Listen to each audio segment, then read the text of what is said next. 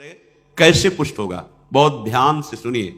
यदि आप किसी परिस्त्री गमन, बहुत शास्त्रों में बार बार आता है तो आप मान लीजिए बात, अगर आप परिस्त्री गमन करते हैं तो फिर केवल बातें बना लीजिए, बात समझ में नहीं आएगी आपको, यह अध्यात्म समझ में नहीं आएगा, ऐसे उड़ जाएगा, पकड़ में ही नहीं आएगा।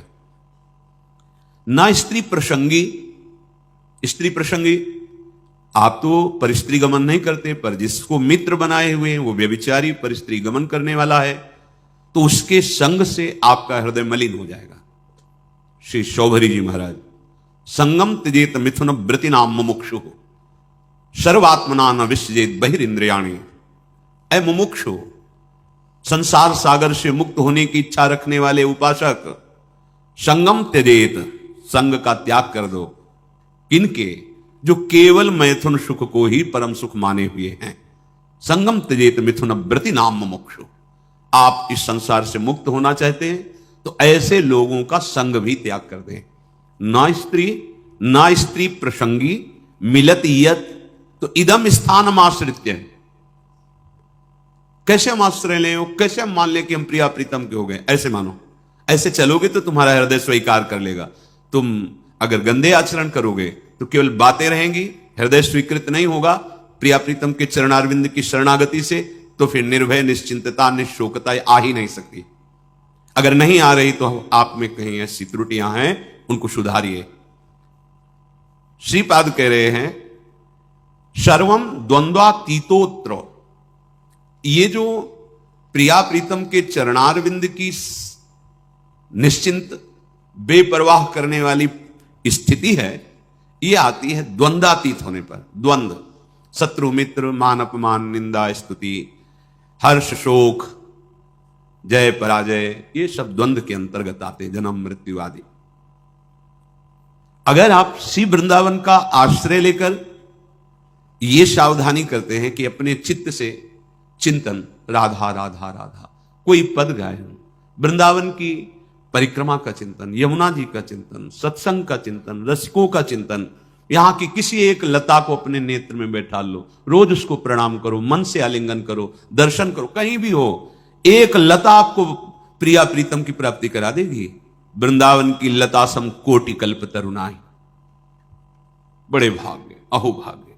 बात मान लो, बस सच्ची बताना, आपका चित्त संसार का चिंतन करता है या प्रभु का? सच्ची बताना। अपने तो घर के ऐसे पूछा, उनका संसार का, तो हम खोपड़ी के बल खड़े होकर समझाएं तो भी समझ में नहीं आएगा आपकी। क्यों नहीं समझ में?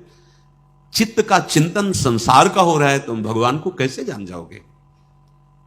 संसार के चिंतन से रहित जो चित्त होता है उसको जानना नहीं पड़ता, भगवान खुद परिचय दे देते हैं। सोई जाने जेहि देहु जनाई। भगवान क्या है, भगवान कैसे हैं, भगवान का कैसा ये संसार रूप है, भगवान की कैसी दिव्य लीला है, ये सब स्वयं जगत गुरु भगवान आपके हृदय में बता देंगे। आपका कार्य है एकमात्र भगवान की आज्ञा पालन करना। भगवान की आज्ञा है मेरा अनन्य चिंतन तुम करो और बेपरवाह हो जाओ। जो तुम्हें कर्तव्य कर्म मिला उसे करो और मेरा नाम जप करो, अनन्य चिंतन करो। मैं योगक्षेम देख लूंगा, मैं तुम्हें संसार समुद्र से पार कर दूंगा, मैं तुम्हारे सारे पाप नष्ट कर दूं। ये भगवान के वचन है। आप ऐसे वृंदावन की एक लता का चिंतन करने से भगवत प्राप्ति हो जाएगी। आप करो, देखो तो। ये लता जानते हो, बड़े बड़े परमहंसों के द्वारा वंदनीय पूज्य, जो प्रेम रस में डूबे हुए महापुरुष हैं, वो श्री जी की सेवा के लिए यहां खगमृग पशु पंछी लता बने हुए, मलिन नेत्र है इसलिए हम नहीं जान पा रहे। द्वंद्वातीतोत्र, बिना द्वंद्वातीत स्थिति हुए आप प्रभु के आनंद को नहीं प्राप्त हो सकते। अनुकूल मिला तो हर्षित हो गए, प्रतिकूल हुआ तो शोकित हो गए, जय हुई तो ढोल बज रहे हैं, पराजय हुई तो निराश हो, एक वही स्थिति है। भगवदानंद जानने के लिए पहले द्वंद्वातीत होना अनिवार्य है। निर्द्वंदो भवति, ये भगवत चिंतन परायण अंतःकरण में ही ये भागवतिक तत्व का अनुभव होता है। जैसे निर्मल जल, शांत जल तो नीचे की वस्तु दिखाई देती है, ऐसे ही जो आत्म तत्व से प्रकाशित हो रहा है अंतःकरण, उसी के बल से आप वहां तक दृष्टि पहुंच जाएगी जो अपना स्वरूप है, जो मैं है। अध्यात्म को बातों से नहीं जाना जाता, निरंतर चित्त की स्थिति को जहां जानना है वहां लगाना है। संसार से चित्त हटाए बिना प्रभु को जान नहीं सकते। पक्की बात समझ लो। फिर जानना नहीं पड़ेगा, वो तुम्हारे हृदय में बैठे मिलेंगे। जा ही न चाही कबों कछ, क्योंकि चाह ही चिंतन कराती है संसार का। जब कोई चाह ही नहीं, चिंतन ही नहीं संसार का, न सोचती न कांक्षती, तो ब्रह्मभूता ब्रह्मभूत हो गए। प्रसन्न आत्मा, अखंड प्रसन्नता जागृत हो गई। कंदादि भीर पर वशई कल्पयन देह वृत्तिम, निरपेक्ष भाव से शरीर से भी रहेंगे, इसकी भी कोई परवाह नहीं। चित्त से तभी चिंतन अखंड बनेगा। देह चिंतन, देह के निर्वाह का चिंतन, आराध्य देव पर जो हमें उपासना या कर्म कर्तव्य मिला है उसे दृढ़ता पूर्वक करते हुए भगवत स्मरण परायण, जो मिल जाए भगवत इच्छा से देह पालन हेतु, वो वस्त्र वो भोजन, विलासिता का भाव अंदर नहीं होना चाहिए। जैसे प्रभु रखें तो अत्युज्वल भाव आपके हृदय में प्रकाशित हो जाएगा। एक एक शब्द समझो। अगर आप ऐसे चलोगे तो भावे नात्युज्वले नात्मनि मधुरतरे निश्च राधा पदाब्ज। जिसकी चाह है वो बात बन गई। कैसे बनेगी? किसी भी स्त्री की तरफ काम भाव से मत देखो, चरणों की तरफ देखो, निकल जाओ। ज्यादा मनमानी करोगे तो ये जीवन व्यर्थ चला जाएगा। ऐसे लोगों की संगोष्ठी में मत बैठो जो वासना को जगाते हैं और वासना को बढ़ाते हैं। श्रीधाम वृंदावन का आश्रय लेकर रसिकों की बताई पद्धति से उपासना, तो अपने आप द्वंद्वातीत होते चले जाएंगे। क्योंकि उपासना आपको सहनशीलता प्रदान करेगी। सहनशील व्यथित नहीं होता। बहुत संपत्ति आ जाए तो भी उदासीन रहता है। जाना है यार, कुछ नहीं जाएगा, क्यों फूल रहे हो? सब कुछ नष्ट हो गया, जाना है, क्यों शोक कर रहे हो? क्यों भूल रहे हो? अपने पास तो अक्षुण्ण संपत्ति है, अविनाशी सी श्यामा श्याम, क्यों शोक करते हो? यहां सब कुछ जाना है। इतना सुंदर विवेक रहता है कि सहनशील महात्मा द्वंद्वातीत हो जाता है। चाहे कोई गृहस्थ में हो चाहे विरक्त में हो, महात्मा एक स्थिति है का नाम है। जो महात्मा है वो एक स्थिति है। साधुता एक स्थिति का नाम है। जैसे प्रधानमंत्री एक पद है, ऐसे साधुता एक स्थिति का नाम है। वेश मात्र को नहीं, स्थिति जहां कहीं साधु का वर्णन होगा वहां लक्षणों का वर्णन, स्थिति का वर्णन पाया गया है। ये तो आचार्य परंपरा से वेश दिया गया है। वेश है, स्थिति नहीं तो अधूरा। बिन विवेक वैराग्य भक्ति बिन सत्य नये को मानो, भगवत विमुख कपट चतुराई सो पाखंड नहीं जानो, भगवत ऋषि जी महाराज कह रहे। अगर वेश है और उद्देश्य भी पक्का है तो सोने में सुगंध मानो। फिर क्या कहना है? फिर तो सतरति सतरति सा लोकांतार्यति मम भक्ति युक्तो भुवनम पुनातु। लोक के लोक पावन करने की सामर्थ्य महात्मा रखता है। हम देह को बहुत दुलार करते हैं, इसी के भरण पोषण में, इसी की चिंता में। देख लो, आप देखो, इसी की चिंता में, इसी के भोगों में, इसी के संग्रह में, तभी हम द्वंद्वों पर विजय प्राप्त नहीं कर पाते।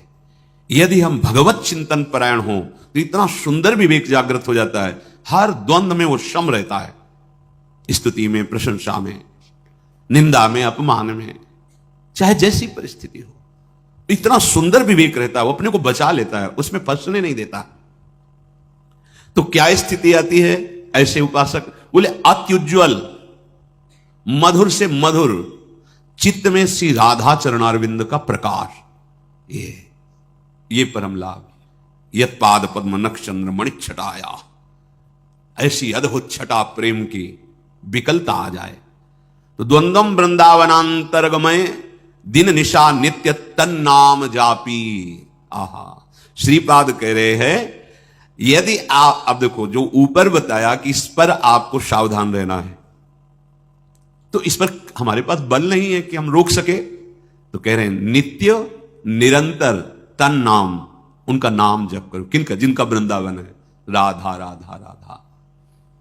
द्वंद्वम वृंदावनांतरगमय दिन निशा नित्यम तन नाम जापी। क्या परेशानी? राधा राधा राधा राधा। ना तो पवित्रता का कोई, ना कोई ऐसा कि इस समय नहीं, इस समय हर समय। श्रीपाद के दिन निशा, रात दिन, नित्यम तन नाम जापी। जो तन नाम जापी है वो न स्त्री प्रसंगी मिलती।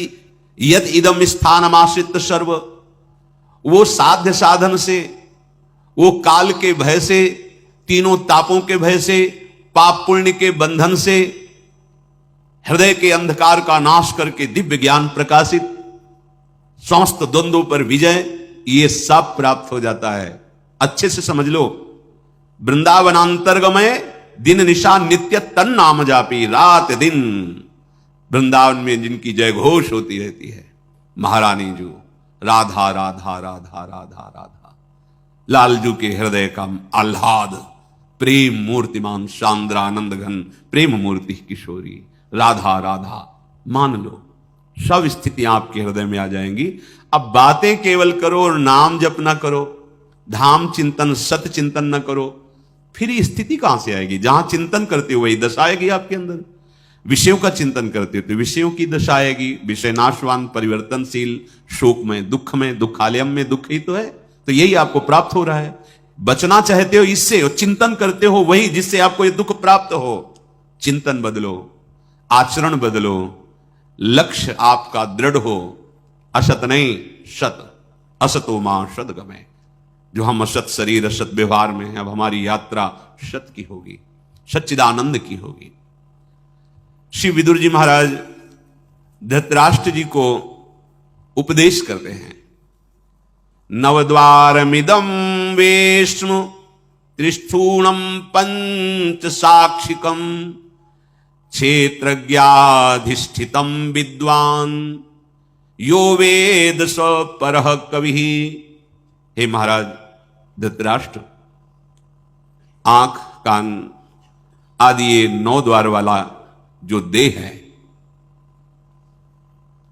शतोगुण रजोगुण तमोगुण रूपी खंभों से ये स्थित है, अर्थात त्रिगुण के द्वारा ही इसकी रचना हुई है। 5 ज्ञानेंद्रियां विषयों को भोगने वाली हैं, परिचय कराने वाली। आत्मा राजा की तरह विराजमान है। इस महल में 9 द्वार वाले राजा की तरह आत्मा विराजमान है। अब मंत्री बड़े बेईमान हो गए, गलत सलाह देने लगे। बुद्धि मन ये मंत्रणा का परिकर है। जैसे राजा को लुभायमान करके दस्तखत करवा ले, ऐसे मन बुद्धि हमको बार बार पढ़ो, ये भोग लो, ये देख लो, ये खा लो, ये सूंघ लो, ये ऐसा करो, ऐसा करो, बड़ा सुख मिलेगा। हम राजी होते चले गए और हम फंस गए। अब अपने आप से अपने आप का उद्धार करो, भगवान जो कह रहे हैं। अब होश में हो जाओ, तुम्हारे सलाहकार गलत हैं। जांच कैसे करें? संत सदगुरुदेव की वाणी, शास्त्र वाणी, इससे जांच करो कि हमारे सलाहकार सही सलाह दे रहे हैं या गलत। महाराज यदि तुम ऐसा नहीं करोगे तो तुम्हारा ये पतन करवा देंगे, तुम्हारी बुद्धि, तुम्हारा मन। वही ज्ञानी है जो तत्व से ये बात जानता है कि शरीर एक घर मात्र है, मैं नहीं हूं। ये इंद्रियां सेवक हैं, ये मैं नहीं हूं।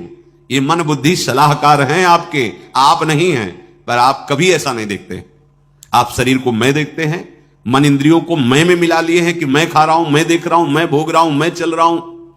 चाहे कर्मेंद्रीय विषय हो, चाहे ज्ञानेंद्रीय विषय हो, चाहे अंतःकरण, आप उसे मैं से लिए हुए हैं। तो वही ज्ञानी है जो इस बात को तत्व से जानता है।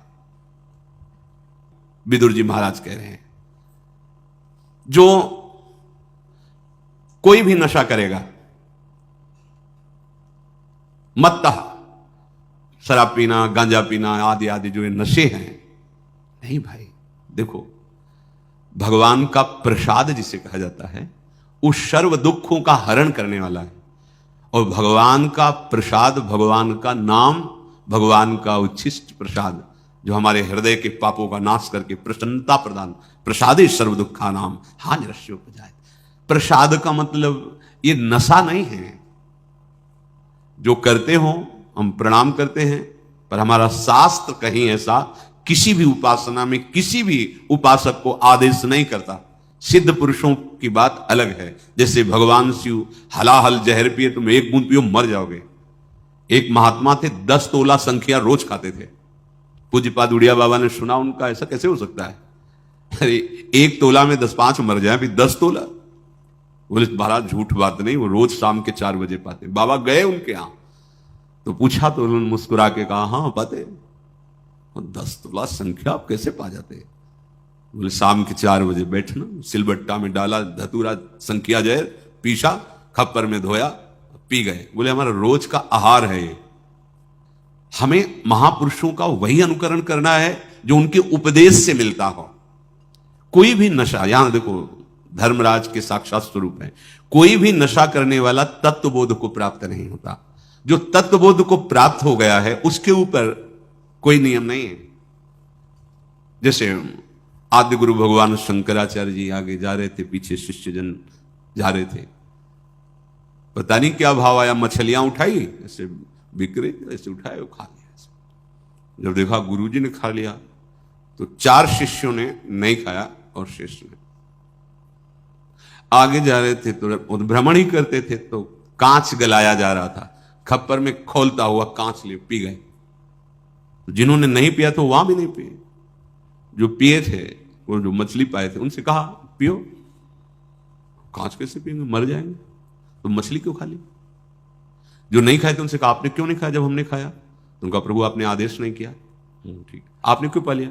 बोले आपने पाया तो हम पी तो रहे हैं, गलाया हुआ कांच पी ना पिए। ऐसे किया तो जीवित मछलियां निकल पड़ी, सिद्ध योगी प्रवाहित कर दिया नदी, आप वो तो लीवर में जाकर पचने लगी।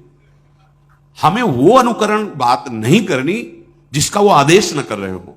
उनके उपदेश से जो उनके आचरण मिले, शास्त्र सम्मत बात है, महापुरुषों के जो आचरण उनके उपदेश से मिले बस वही अनुकरणी है। वो क्या कर रहे हैं? कोई भी नशा, जैसे कहते हैं भाई हमने सुना है ऐसे, फिर ध्यान में अली ब्रह्मलोक पहुंच गए। भाई हम प्रणाम करते सिद्धों को, हम उनके चरण सेवक हैं, पर हम अपने जैसे साधकों के लिए कह रहे भाई सिद्ध पुरुष तो हलाहल पिए हो जाने, उनका काम उनकी मस्ती, वो तो भगवान को प्राप्त हो गए। भैया उनका काम बन गया है, उनमें भगवान में अंतर नहीं। जैसे सखागण और गौवें गोपगण फंस गए दावानल में, कन्हैया बचाओ तुम्हारे सिवा कोई नहीं बचा सकता। बोले भैया आंख मूंद लो, मुंह में पी गए, पूरे ज्वाला को पी गए मुंह में। एक कोयला लाल लाल रखो मुंह में, अभी रख पाओगे? नहीं, भगवान के मुख से साक्षात अग्नि का प्रादुर्भाव हुआ है। भगवान उसी जगह उसको रोक ले, आओ अपने स्थान पे आ जाओ, भगवान ही तो सर्व रूपों में। तो जो भगवान को प्राप्त महापुरुष हैं उनमें और भगवान में अंतर नहीं, ब्रह्मविद ब्रह्मविभूत। अब उनके ऊपर आप ही ऐसे नहीं कर सकते कि ये खा रहे हैं, बड़े सिद्ध महापुरुष थे। तो जहां भिक्षा नहीं लेनी चाहिए वहां से निकले, रोटी बन रही थी, ला रहे रोटी, तो डर गए महाराज जी, अरे ला इसमें रोटी लिया, का इसमें कहीं वो है जो उन्होंने सब है कुछ, ब्रह्मार्पण ब्रह्म भगवद अर्पण कर। लेकिन वो आचरण हमारे लिए जो आदेश करें वही अनुकरणीय नहीं है। महापुरुष जो आचरण कर रहे हैं वो आचरण उनके उपदेश से मिलता है कि नहीं? अगर नहीं मिलता तो हम प्रणाम करते हैं, वो हम कर नहीं सकते। कोई भी नशा साधक को, हम सिद्धों के लिए नहीं कहते हैं, कोई भी नशा खा करके आप भगवत तत्व का चिंतन, भगवत बोध नहीं प्राप्त कर सकते। सबसे बड़ी कमी, आपको उस नशे में सुख लग रहा है क्योंकि बुद्धि शिथिल होती है, तो आपको लग रहा है बड़ा आनंद आ रहा है। आपको भजन से सिद्धि प्राप्त करनी है, भजन से इंद्रियों को शिथिल कर देना है, भजन से मन को निसंकल्प कर देना है, भजन के सिवा कोई चाह नहीं रह जाए। अगर आप 4 बजे भांग पाते हो ना, फिर आप देखिएगा 4 बजे केवल भांगई का ध्यान होगा, सब ध्यान हट जाएगा, लगेगा कि कैसे मिले, कैसे। कोई भी नशा नहीं, भगवत प्राप्ति हमारा लक्ष्य है, इसलिए कोई नशा नहीं। जब तक तन्मयता भजन की, तब तक जीवन की सार्थकता क्या रहे। और सच्ची बात, जो हमारा मन मलिन है, जब उसे भगवत चिंतन में लगाते हैं तो एक जलन पैदा होती, आग। जैसे आग से स्वर्ण तेजस्वी होता है, मल नष्ट होता है, ऐसे ही मन जो हमारा पतित हो चुका है वो उच्च अवस्था को पहुंचने के लिए भजन के बल से जब चढ़ता है तो वो निर्मल होता है। उस जो ताप प्रकट होता है वो पाप को जलाता है, हम सह नहीं पाते। नहीं, मना कर रहे हैं।